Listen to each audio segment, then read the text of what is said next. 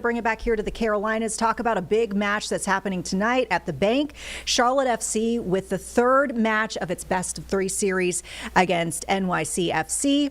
And there's a lot of anticipation for this. Our resident, let's say, soccer aficionado, producer Jeb Goldman has some insight lined up for us right now. So, Jeb, who are we going to speak with, and what do you got for us this afternoon? Well, we were just talking about travel, and we'll talk to one of the best traveled members of the MLS commentary team. I'm joined by Tony Husband. Tony, thank you so much for joining us. Maybe the biggest game in Charlotte FC's short but storied history. That's right. Yeah, it all comes down to the Bank tonight. It's a win or go home affair. Should be a tremendous atmosphere on what looks like it's going to be a beautiful evening here in Charlotte tonight. But a lot of tension, I think, will be in the air as well for this game against New York City. Series tied, two very, very closely matched teams, not a lot between them at all. So it's going to be fine margins, edge of your seat kind of stuff, but hopefully a must-watch match.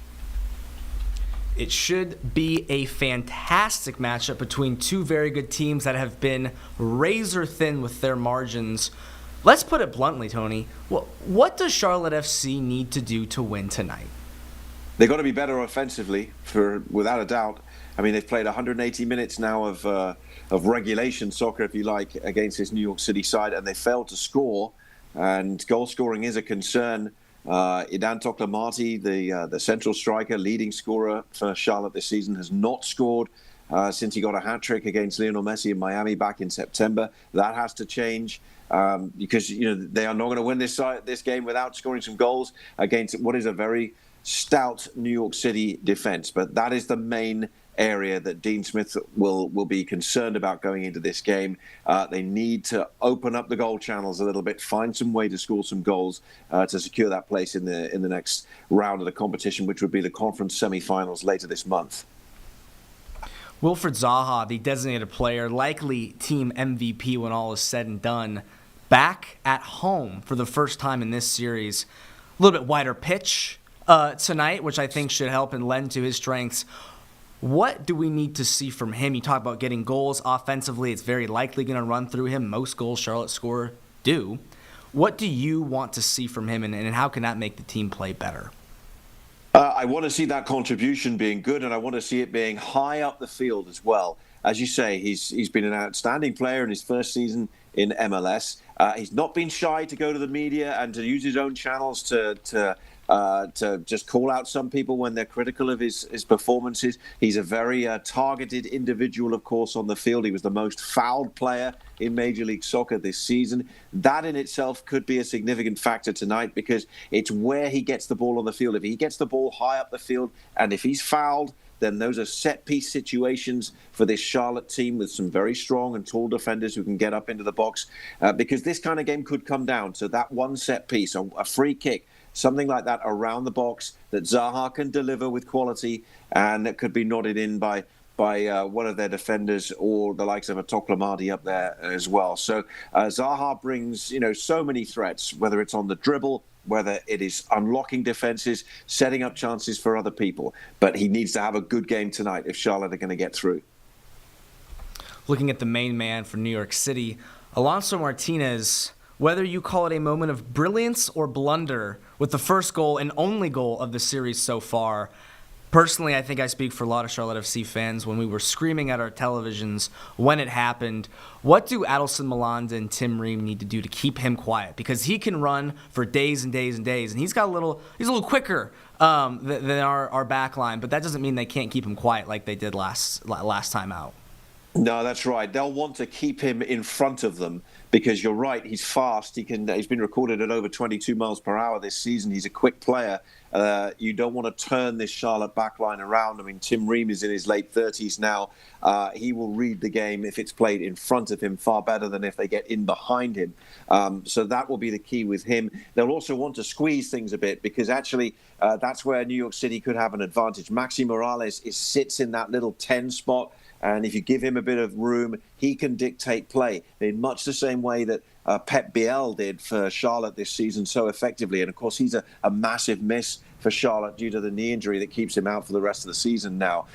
So Martinez is certainly a man to watch. Like you say, it was either a piece of brilliance or some bad defending from statuesque type defenders in that first game that ultimately was the difference, and is really the only difference between these two sides over 180 minutes if you take aside the penalty kicks from last week. So keeping him quiet like they did at Yankee Stadium last week is very much the key to success as well. Speaking of differences, I think while it is another home match, it is going to be a much different home match. The last time out, a Tuesday, dreary Charlotte evening. And while I do believe this is maybe the second city that never sleeps, Tuesday's a tough ask. Tuesday in cold, rainy weather, even tougher. Now, to your point earlier, a beautiful Friday evening in the Queen City. I happen to have it on good authority that this is a very sold-out match. How big of a part do you think the atmosphere tonight will play in the final result? Well, I come from the school of thought with my English background where our crowds are, I've grown up watching, and seeing how hostility towards an away team, fair hostility, obviously, can change a game. How the fan base rallying behind a home team really can be the 12th man, how you can just push your team across the line, how you can galvanize your players, how you can make it uncomfortable for the opposition.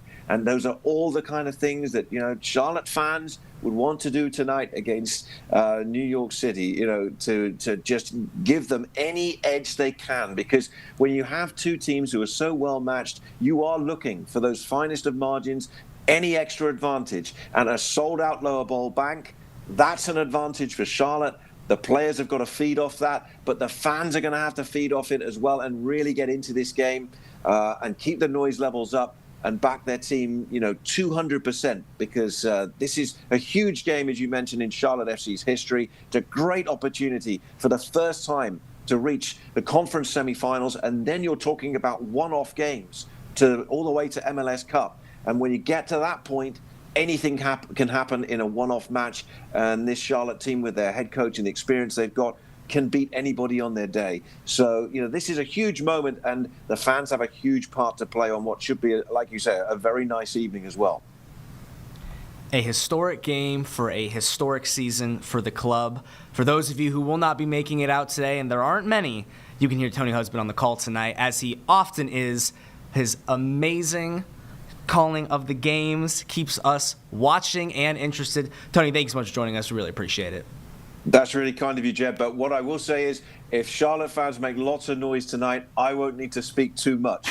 So I look forward to plenty of noise, and let the Charlotte fans be the overwhelming sound tonight.